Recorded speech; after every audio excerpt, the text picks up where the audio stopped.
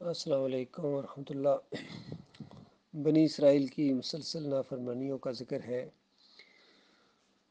اور نبی علیہ السلام نے جیسا کہ فرمایا تھا مسلمانوں کو کہ بالکل تم ضرور انہی کی پیروی کرو گے، انہی کے طریقے پر چلو گے، اور بالکل وہ ماحول سامنے آ گیا ہمارے، اور نبی علیہ السلام کی بات سچی ثابت ہو گئی۔ ان آیات کی روشنی میں ذرا اپنی اس قوم کا جائزہ لیں۔ فرمایا یاد کرو جب تم نے کہا تھا کہ اے موسیٰ ہم ایک ہی طرح کے کھانے پر صبر نہیں کر سکتے، اپنے رب سے دعا کرو کہ ہمارے لیے زمین کی پیداوار، ساگ، ترکاری، کھیرا، ککڑی، گیہوں، لہسن، پیاز، دال وغیرہ پیدا کرے۔ تو موسیٰ علیہ السلام نے کہا کہ کیا ایک بہتر چیز کی بجائے تم ادنیٰ درجے کی چیزیں لینا چاہتے ہو؟ اچھا کسی شہری آبادی میں جا رہو، جو کچھ تم مانگتے ہو وہاں مل جائے گا۔ تو ایسا ماحول بنا دیا گیا تھا ان کی اس ضرورت کے تحت ایک بستی کے اوپر کافروں مشرکوں کے اوپر حملہ کرنے کے لیے، اور بنی اسرائیل کو جہاد کے لیے ابھارا جا رہا تھا، لیکن وہ انتہائی کمزور پڑ گئے تھے، اور بتایا گیا کہ یہ چیزیں اگر تم کھانی ہے تو اس شہر کے اندر تم داخل ہو جاؤ، لیکن وہ بالکل ڈھیر ہو گئے، ان کی جرت ہی نہیں تھی، کہنے لگے کہ وہاں تو بڑے بڑے وہ جنگجو قسم کے لوگ ہیں، ہم کیسے ان سے مقابلہ کریں گے۔ تو بالکل دیکھیے آج بھی ماحول ایسا ہی ہے کہ ہمارے پاس اندازہ لگائیے ایٹمی قوت سے آگے کیا چیز ہو سکتی ہے۔ فوجی دستے ہیں، کمانڈوز دستے ہیں، اور میزائل ٹیکنالوجی ہے، سب کچھ ہے، لیکن جرت نہیں پڑ رہی ہے کہ اگر ان کو کہا جائے ہندوؤں کے اوپر حملہ کرو، ذرا انڈیا کے اوپر حملہ کرو، اور مائیں اور بہنیں جو تمہاری چیخ رہی ہیں وہاں فریادیں کر رہی ہیں کشمیر کے اندر، یا کشمیر میں اپنی فوجیں داخل کرو، یا فلسطین کی کیا حال ہے وہاں کے رخ کرو، تو بالکل ان کے چہرے کے اوپر زردی چھا جائے گی، پیلے ہو جائیں گے، اور ان کے پسینے چھوٹ رہے ہیں۔ کیا کہہ دیا گیا، بالکل دیکھیے ہر معاملے میں نبی علیہ السلام کی بات پوری ہو رہی ہے۔ فرمایا آخر کار نوبت یہاں تک پہنچی کہ ذلت اور خواری اور پستی اور بدحالی ان پر مسلط ہو گئی، اور وہ اللہ کے غضب میں گر گئے۔ یہ نتیجہ تھا اس کا کہ وہ اللہ کے آیات سے کفر کرنے لگے اور پیغمبروں کو ناحق قتل کرنے لگے۔ یہ نتیجہ تھا ان کی نافرمانیوں کا، اور اس بات کا کہ وہ حدود شرع سے نکل جاتے تھے، یعنی شریعت سے اس طرح بھاگتے تھے۔ بالکل وہی معاملہ آج ان مسلمانوں کا ہے، اور آج بھی اگر کوئی پیغمبروں والی دعوت توحید ان کے سامنے پیش کرے تو پرچے کٹ جاتے ہیں، اندازہ لگائیے۔ گستاخ رسول کے فتوے لگاتے ہیں ان کے علماء، اور ان کو جیلوں میں ٹھونستے ہیں۔ یہ سب کچھ ہوتا ہے۔ بالکل اگر کسی کو ذرا برابر بھی اس میں شک ہو تو یہ کام کر کے دیکھے۔ فرمایا یقین جانو کہ نبی عربی کے ماننے والے ہوں، یا یہودی عیسائی ہوں، یا صابی، جو بھی اللہ اور روز آخر پر ایمان لائے گا اور نیک عمل کرے گا، اس کا اجر اس کے رب کے پاس ہے، اور اس کے لیے کسی خوف اور رنج کا موقع نہیں ہے۔ دیکھیے بالکل وہی انداز ہر جگہ۔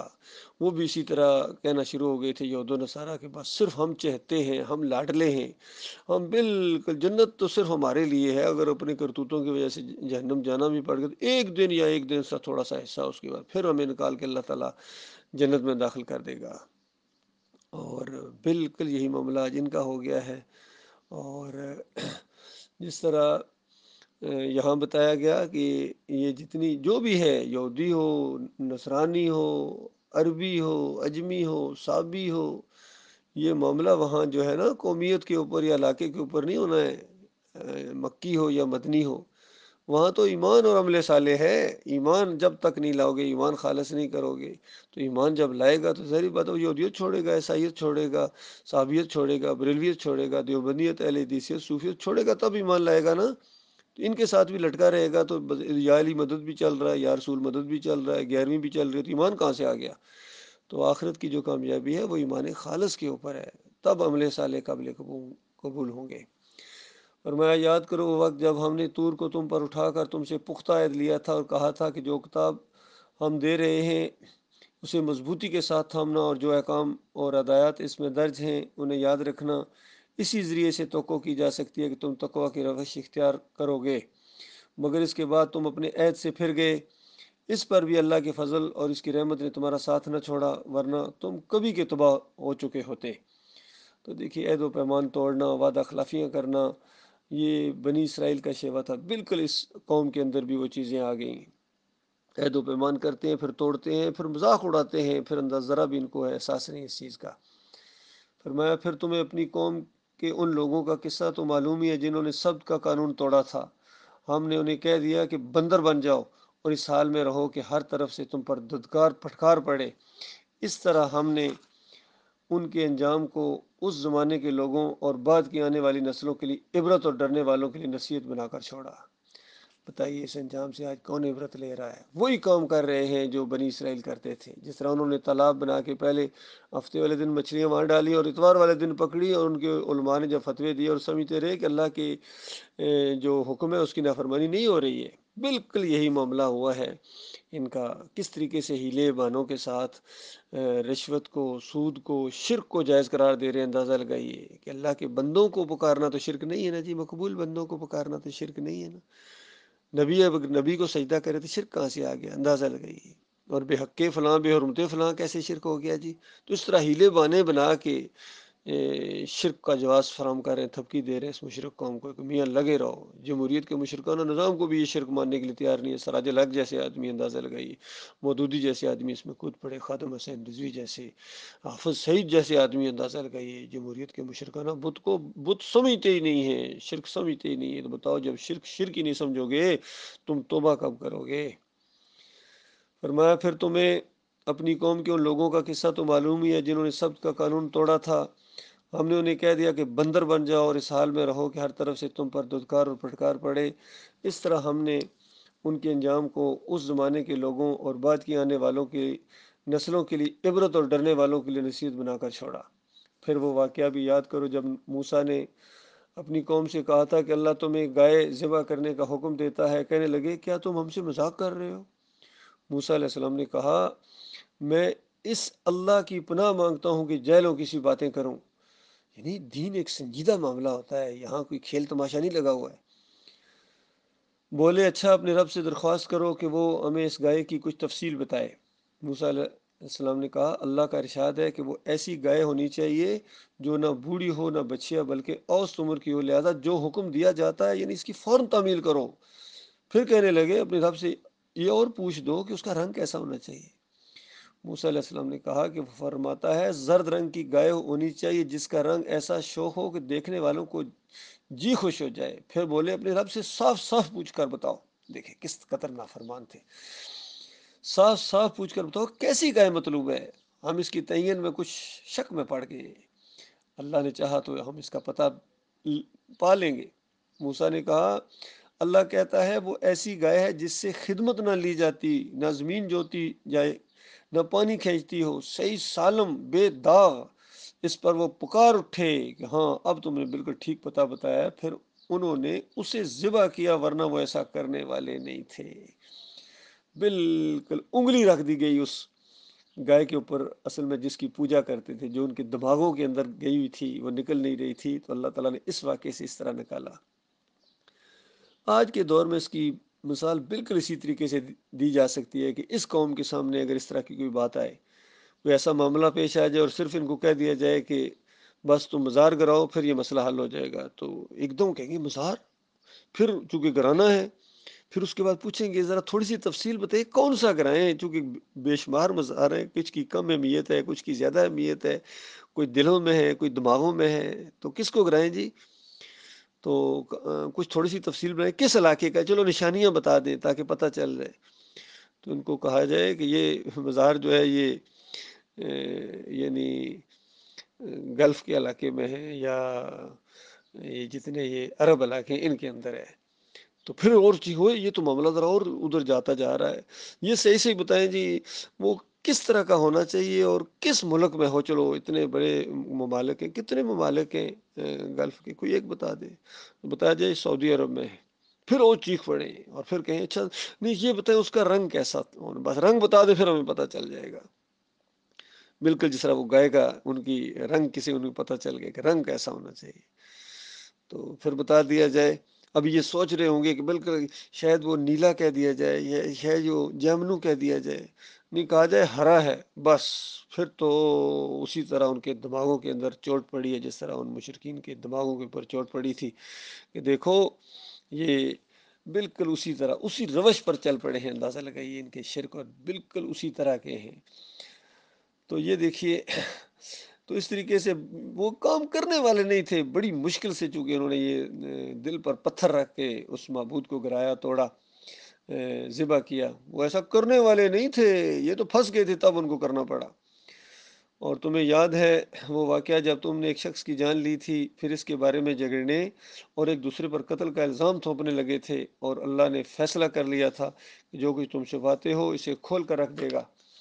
اس وقت ہم نے حکم دیا کہ مقتول کی لاش کو اس کے ایک حصے سے ضرب لگاؤ، یعنی مارو، دیکھو اس طرح اللہ مردوں کو زندگی بخشتا ہے اور تمہیں اپنی نشانیاں دکھاتا ہے تاکہ تم سمجھو۔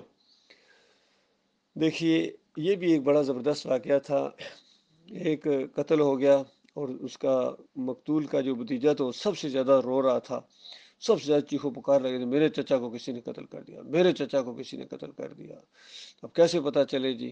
اور بعد میں اللہ تعالیٰ نے ایسا انداز اختیار کیا کہ جب اس مردے کو زندہ کیا گیا تو اس نے اسی پر انگلی رکھی کہ اس بے ایمان نے مارا تھا۔ تو یہ ہوتا ہے چور مچائے شور۔ آج ہمارے ہاں بھی جو سب سے زیادہ اللہ کے دشمن باغی ہیں وہ حمایت میں آئے ہیں اور سمجھتے ہیں کہ وہ دین کے اوپر ہیں، اور جو اصلی مومن ہیں اور ایک ایک شرک کا رد کر رہے ہیں ان کو یہ باغی، انتشاری اور گستاخی رسول کے فتوے لگاتے ہیں۔ اندازہ لگائیے، بالکل الٹا چور کوتوال کو ڈانٹے، یہ ماحول بن گیا ہے۔ اور سب سے بڑا مشکل مسئلہ یہی ہے کہ یہ جو طاغوت قسم کے لوگ ہیں یہ پگڑی باندھ کر آئے ہیں، اور یہ جو ہے کورس کر کے آئے ہیں، عربی سیکھ کے آئے ہیں اور مفتی اور علامہ بن کے آئے ہیں، لیکن اللہ تعالیٰ نے ان کے اندر کو بالکل باہر نکال دیا ہے۔ بالکل جو یہ چھپائے ہوئے تھے بالکل باہر آ گیا کہ حضرت صاحب خود شرک میں مبتلا ہے، خود کفر کے فتوے لگاتے ہیں دوسروں کو اور کہتے ہیں تکفیری نہ بنو۔ اندازہ لگائیے، خود لگاتے ہیں۔ تو یہ انداز ہے ان کو ہوش نہیں ہے۔ فرمایا مگر ایسی نشانیاں دیکھنے کے بعد بھی آخرکار تمہارے دل سخت ہو گئے، پتھروں کی طرح سخت، بلکہ سختی میں کچھ ان سے بھی بڑے ہوئے، کیونکہ پتھروں میں سے بھی کچھ ایسے ہوتے ہیں جس میں سے چشمے پھوٹ نکلتے ہیں، کوئی پھٹ جاتا ہے اور اس میں سے پانی نکل آتا ہے، اور کوئی اللہ کے خوف سے لرز کر گر بھی جاتا ہے۔ اللہ تمہارے کرتوتوں سے بے خبر نہیں ہے۔ اے مسلمانوں، اب کیا ان لوگوں سے تم توقع رکھتے ہو یہ تمہاری دعوت پر ایمان لے آئیں گے؟ یہ بڑی دکھتی رگ ہے۔ آج بھی جو ایمان کی طرف آ بھی گئے ہیں، سمجھ بھی گئے ہیں، تو ان کو گویا یہ آیتیں ان کی دماغ کو کھولنے کے لیے کافی ہیں کہ ان سے امید رکھتے ہو، ان مفتیوں سے، ان علاموں سے، ان پیروں سے، ان مولویوں سے، ان سے یہ امید رکھتے ہو کہ تمہیں سیدھی راہ دکھائیں گے اور یہ ایمان لے آئیں گے؟ سیدھی سادہ بات جو چند لمحوں میں کہی جا سکتی ہے اس کے لیے گھنٹوں کی تقریریں کرتے ہیں گھما پھرا کے، تو ان سے یہ امید رکھتے ہو؟ فرمایا حالانکہ ان میں سے ایک گروہ کا شیوا یہ رہا ہے کہ اللہ کا کلام سنا اور پھر خوب سوچ سمجھ کر دانستہ اس میں تعریف کی، دانستہ۔ تو بتایا کہ جب یہ ایمانداروں سے ملتے ہیں تو کہتے ہیں کہ ہم بھی انہیں مانتے ہیں، اور جب آپس میں ایک دوسرے سے تخلیہ کی بات چیت ہوتی ہے تو کہتے ہیں کہ یہ بیوقوف ہو گئے ہیں، پاگل ہو گئے ہیں اور مبہوت الحواس ہو گئے۔ اس انداز ایسے ایسے فتوے نکلتے ہیں ان کے منہ سے۔ ان لوگوں کو وہ باتیں بتاتے ہو جو اللہ نے تم پر کھول دی ہیں تاکہ تمہارے رب کی طرف سے تمہارے مقابلے میں انہیں حجت میں پیش کریں، اور کیا یہ جانتے نہیں ہیں کہ جو کچھ یہ چھپاتے ہیں اور جو کچھ یہ ظاہر کرتے ہیں اللہ ان کی سب باتوں کو خبر ہے؟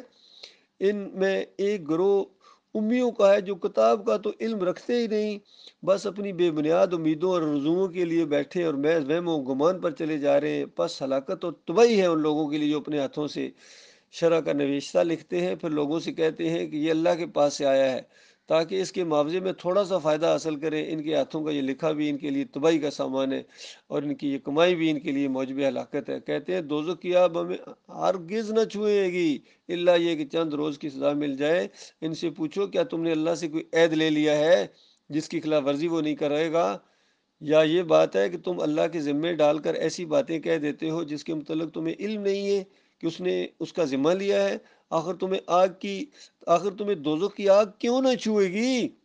یہ بھی جو بھی بدی کمائے گا اور اپنی خطا کاری کے چکر میں پڑا رہے گا وہ دوزخی ہے اور دوزخ میں ہمیشہ رہے گا، اور جو لوگ ایمان لائیں گے، نیک عمل کریں گے، وہی جنتی ہے، جنت میں ہمیشہ رہیں گے۔ بالکل جو بھی شرک اور کفر لے کر آئے گا، چاہے واسطے وسیلے کا شرک ہو، سجدہ تعظیمی کا شرک ہو، اور بے حرمت بے حق فلاں کے صدقے دعا مانگنے کا شرک ہو، گنبد کا شرک ہو، اور قبر پرستی کا شرک ہو، مورتی کا پوجنے والا ہو، تصویر کا پوجنے والا ہو، جس مسلک سے بھی ہو، بریلویت کا پجاری ہو، دیوبندیت کا پجاری ہو، اہل حدیثیت کا، صوفی ازم کا، یا اپنے نفس کا پجاری ہو، بالکل وہ جہنم کے اندر جائے گا اور بالکل وہاں جلے گا، ہمیشہ اس کے اندر رہے گا، کیونکہ اللہ نے فیصلہ کر دیا ہے، کسی ایک شرک کی بھی معافی نہیں۔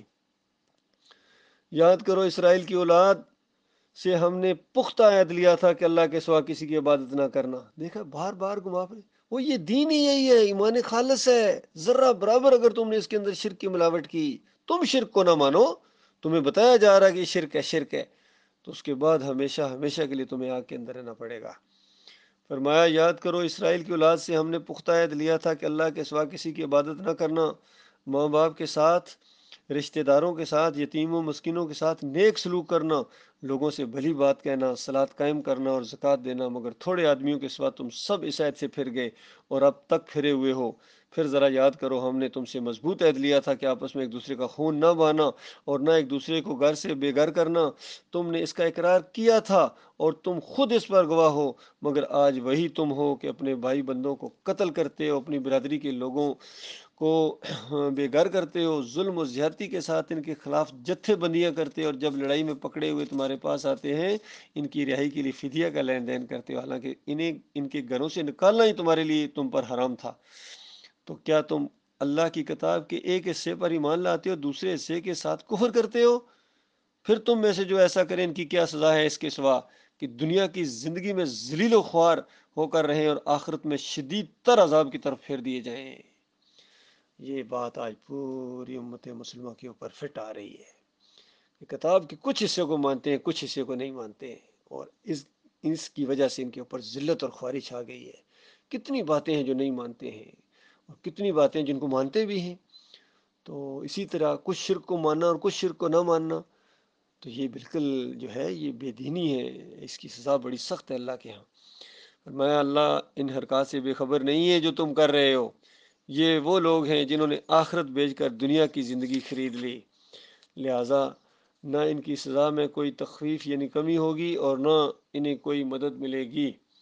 ہم نے موسیٰ کو کتاب دی، اس کے بعد پے در پے رسول بھیجے، آخرکار عیسیٰ ابن مریم کو روشن نشانیاں دے کر بھیجا، روح القدس سے اس کی مدد کی یعنی جبریل علیہ السلام کے ذریعے۔ پھر یہ تمہارا کیا ڈھنگ ہے کہ جب بھی کوئی رسول تمہاری خواہشات نفس کے خلاف کوئی چیز لے کر تمہارے پاس آیا تو تم نے اس کے مقابلے میں سرکشی ہی کی، کسی کو جھٹلایا اور کسی کو قتل کر ڈالا۔ وہ کہتے ہیں ہمارے دل محفوظ ہیں، اصل بات یہ ہے کہ ان کے کفر کی وجہ سے ان پر اللہ کی پھٹکار یعنی لعنت پڑی ہوئی ہے، اس لیے وہ کم ایمان لاتے ہیں۔ یہ وہ مسئلہ اللہ کے بندو، یہ شرک انسان کی مت مار دیتا ہے، باولا کر دیتا ہے، بوکھلا جاتا ہے۔ ایک شرک بھی اگر کسی کے اندر آ گیا پھر اس کا دماغ کام نہیں کرتا ہے، بوکھلا جاتا ہے۔ جس طرح بوکھلائے ہوئے آپ کو نظر آ رہے ہیں گروپوں کے اندر، جب بھی کفر و شرک کے اوپر چوٹ ماری جاتی ہے بوکھلا کر اس کے بعد حواس باختہ ہو جاتے ہیں اور پھر اپنے شرک کے اوپر ڈٹے رہتے ہیں۔ اصل میں یہ وہ اللہ کی لعنت ہے جو ان کے اوپر پڑی ہوئی ہے۔ فرمایا اور جب جو ایک کتاب اللہ کی طرف سے ان کے پاس آئی ہے، اس کے ساتھ ان کا کیا برتاؤ ہے؟ باوجود کہ وہ اس کتاب کی تصدیق کرتی ہے جو اس کے پاس پہلے سے موجود تھی، باوجود کہ اس کی آمد سے پہلے وہ خود کفار کے مقابلے میں فتح و نصرت کی دعائیں مانگا کرتے تھے، مگر جب وہ چیز آ گئی جسے وہ پہچان بھی گئے تو انہوں نے اسے ماننے سے انکار کر دیا۔ اللہ کی لعنت ان منکرین پر، کیسا برا ذریعہ ہے جس سے یہ اپنے نفس کو تسلی حاصل کرتے ہیں، یعنی تسلیاں دے رہے ہیں اپنے آپ کو، لیکن بالکل کسی اصل کے اوپر بھی نہیں ہے کہ جو ہدایت اللہ نے نازل کی ہے اس کو قبول کرنے کی صرف اس ضد کی بنا پر انکار کر رہے ہیں کہ اللہ نے اپنے فضل سے اپنے جس بندے کو خود چاہا نواز دیا، لہذا اب یہ غضب بلائے غضب کے مستحق ہو گئے ہیں اور ایسے کافروں کے لیے سخت ذلت آمیز سزا مقرر ہے۔ اصل میں اللہ تعالیٰ انگلی رکھ رہا ہے ان کی مرضوں کے اوپر، یہ ضد اور درمی ہے، حسد کی آگ میں جل رہے ہیں کہ وہ توحید کی دعوت آج دوبارہ کیوں شروع ہو گئی ہے، ایمان خالص اور اسی انداز سے کیوں شروع ہو گئی ہے۔ اس ابلیس کے چیلوں کے اندر ایسی آگ مچلتی ہے، اس لیے مومنوں کو کفر و شرک کے فتوے لگاتے ہیں، کبھی گستاخی رسول کے فتوے لگاتے ہیں، کبھی باغی اور انتشاری کہتے ہیں، جو مرضی کہو، اس سے زیادہ کہو، اب تمہاری جنگ ہمارے ساتھ نہیں ہے، یاد رکھنا تمہاری جنگ ایمان خالص کے ساتھ ہے، توحید کے ساتھ ہے، وہ اللہ نپٹ لے گا اور اپنے بندوں کا وہ محافظ ہے، اپنے بندوں کی عزت کا محافظ ہے، اور تمہارے فریب کو وہ زیادہ دیر چلنے نہیں دے گا۔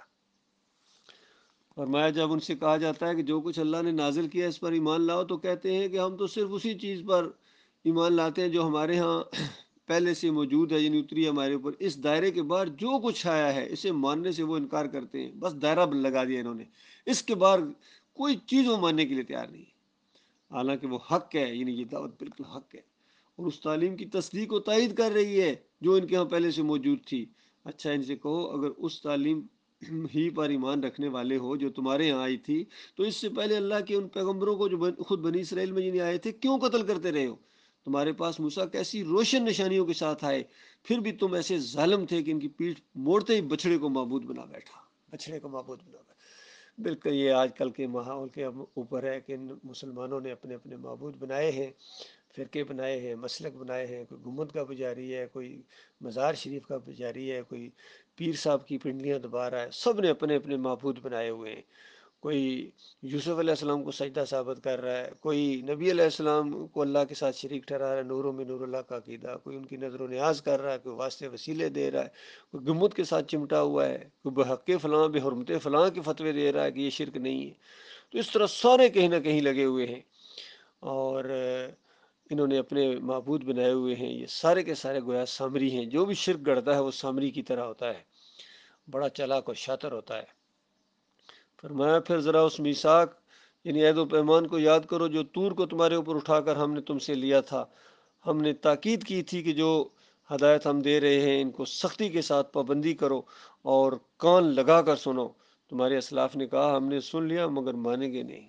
یہ ہوا تھا، ایسا لگتا ہے کسی موقع کے اوپر جو عہد و پیمان لیا گیا تھا، انہوں نے جب کہا کہ مانیں گے نہیں تو ایسا پہاڑ گویا اللہ نے ان کے اوپر گرانے کے لیے اوپر کر دیا تھا، ایک دم جب چیخے مانیں گے اس انداز سے۔ تو یہ ذکر ہے اس کا۔ اور ان کی باطل پرستی کا یہ حال تھا کہ دلوں میں ان کی بچھڑا ہی بسا ہوا تھا، بچھڑا اندر چلا گیا تھا، جس طرح ان مسلمانوں کے اندر یہ گنبد چلے گئے، ہندوؤں کے اندر چلے گئے ہیں، وہ مورتیاں چلی گئی ہیں، سکھوں کے اندر یہ اپنے بابے چلے گئے، وہ بھی قبر کو پجاری ہیں، گردوارے چلے گئے ہیں، اور ان مسلمانوں کے اندر یہ گنبد اور مزار چلے گئے ہیں، پیر صاحب چلے گئے ہیں، بابے چلے گئے ہیں، تعویذ گنڈے چلے گئے ہیں، جمہوریت چلی گئی ان کے دماغوں کے اندر، وہ اس کے اندر سے نکل ہی نہیں رہی ہے، بالکل پوری طرح وہ بات نبی علیہ السلام کی پوری ہو گئی۔ تو یہ نہیں بتایا کہ بچڑا تمہارے اندر بسا ہو، کہو تم مومن ہو، تو یہ عجیب ایمان ہے، ایسی بری حرکات کا تمہیں حکم دے، وہ مومن ہو تمہارے دماغ کے اندر یہ شرک اور کفر شرک ہی نہیں ہے، بے حق فلاں بے حرمت فلاں، گنبد شرک نہیں ہے جی، مورتی شرک نہیں ہے جی، تصویر لگی ہوئی ہے، تو بتاؤ یہ جو 12 ربیع الاول کو یہ گھماتے ہیں اس ٹرالی کے اوپر اور بڑے بڑے ٹریلوں کے اوپر، ایک کے اوپر بیت اللہ کی وہ تمثیل بنی ہوتی ہے، پوری طرح اس کی وہ ماڈل بنا ہوتا ہے، دوسرے ٹریلے کے اوپر گنبد بنا ہوتا ہے، تو بتاؤ کیا یہ ذرا توہین کر کے دیکھنا نا وہاں، کہنا میں نے اس گنبد کی ہے، میں نے نبی علیہ السلام کی تو نہیں کی ہے، تو وہ اس کو پوجتے ہیں، ان کا معبود ہے، اس کی توہین کرو گے تو بس پھر تم نہیں یا وہ نہیں، گستاخی رسول کے فتوے لگیں گے، پرچے کٹ جائیں گے، حکومت کا قانون حرکت میں آ جائے گا، عوام جلوس نکال کر آپ کی طرف آئے گی۔ کہتے ہیں پوجا کہاں ہو رہی ہے؟ پوجا تو کوئی نہیں ہو رہی۔ اچھا آنکھیں کھولو نا مومن صاحب، ان سے کہو اگر واقعی اللہ کے نزدیک آخرت کا گھر تمام انسانوں کو چھوڑ کر صرف تمہارے لیے مخصوص ہے، تب تو تمہیں چاہیے کہ موت کی تمنا کرو اگر تم اپنے اس خیال میں سچے ہو۔ یہ نہیں پھر آگے بڑھو نا، اللہ کے راستے میں جہاد کرو، اللہ کی دعوت دو، گلیوں بازاروں میں ذرا آؤ، کبھی آئے ہو؟ جس طرح یہ مسلمان دعوت دے رہے ہیں، نبی علیہ السلام دعوت دے رہے ہیں، اور ان کے ماننے والے امتی قیامت تک یہ انداز اختیار کریں گے۔ نبی علیہ السلام کی سنت ہے یہ سنت اس انداز سے تازہ ہوئی اس آخری دور کے اندر، ڈاکٹر مسعود الدین عثمانی رحمۃ اللہ علیہ کے ذریعے بازاروں میں بسوں میں دعوت دیتے تھے، توحید کی دعوت دیتے تھے، رد شرک کرتے تھے، پھر ماریں بھی پڑتی تھی، اور ان کے ساتھی بھی اسی طریقے سے کر رہے ہیں۔ تو اب یہ دعوت جب اصلی انداز میں سامنے آ رہی ہے تو ان طاغوت کے پجاریوں، ان سامریوں کے دماغوں کے اوپر تھوڑے برس رہے ہیں اور آپے سے باہر ہو جاتے ہیں، بالکل اس دعوت کو برداشت نہیں کرتے، بجائے اس کے کہ ساتھ دیں، ساتھ دیں۔ کون سی ایسی بات ہے، کتنی سادہ بات ہے، اندازہ لگائیے۔ تو اللہ اکیلا ہے، مالک اکیلا ہے، اس کے ساتھ یہ شرک نہ کرو، کوئی بھی شرک نہیں ہے، کوئی واسطے وسیلے نہیں، کوئی بے حق بے حرمتیں نہیں، کوئی تعویذ گنڈا نہیں، کوئی جمہوریت کا مشرکانہ نظام نہیں، کوئی چیز اللہ کے ساتھ شریک نہیں ہے۔ بتاؤ اس میں کون سی ایسی بات ہے کہ دشمن بن کر اٹھے ہو بے ایمانو؟ اور میں یقین جانو کہ یہ کبھی اس کی تمنا نہ کریں گے، اس لیے کہ اپنے ہاتھوں سے جو کما کر انہوں نے آگے بھیج دیا ہے، یعنی ان کی کرتوت جو جا چکے ہیں، اس کا تقاضا یہی ہے کہ یہ وہاں جانے کی تمنا نہ کریں۔ اللہ ان ظالموں کے حال سے خوب واقف ہے، تو میں نے سب سے بڑھ کر جینے کا حریص پا ہو گیا، تاکہ اس معاملے میں مشرکوں سے بھی بڑے ہوئے ہیں۔ ان میں سے ایک ایک شخص یہ چاہتا ہے کہ کسی طرح 1000 برس جیے، حالانکہ لمبی عمر بہرحال اسے عذاب سے تو دور نہیں کر سکتی۔ جیسے کچھ ہم آج یہ کر رہے ہیں، اللہ تو انہیں دیکھ ہی رہا ہے۔ تو اس انداز سے بتایا گیا کہ حضرت صاحب کتنا جی لو گے، مولانا صاحب، مفتی صاحب، آخر مرنا 100 سال کے بعد، کروڑ سال بھی اگر تم جی لو اسی طرح ایمان کی مخالفت کرتے رہو، آخر مرنے کے بعد پھر تم اس آگ میں جاؤ گے، وہ تو جانا ہے، اس میں تو کوئی شک ہی نہیں ہے۔ وہ بچے گا وہ جو خالص توبہ کرے گا، ایمان لائے گا، ایک ایک شرک سے توبہ کرے گا، مسلک پرستی سے توبہ کرے گا، پھر سچوں کا ساتھ دے گا۔ یہ بھی بہت ضروری یاد رکھیے، اگر سچوں کا ساتھ نہیں دیتے ہو، درمیان میں تماشا دیکھ رہے ہو، تم انہی کے ساتھ سمجھ جاؤ گے۔ اللہ تعالیٰ غور و فکر کرنے کی توفیق عطا فرمائے۔ وقول قولی ھذا استغفر اللہ لی ولکم ولسائر المسلمین۔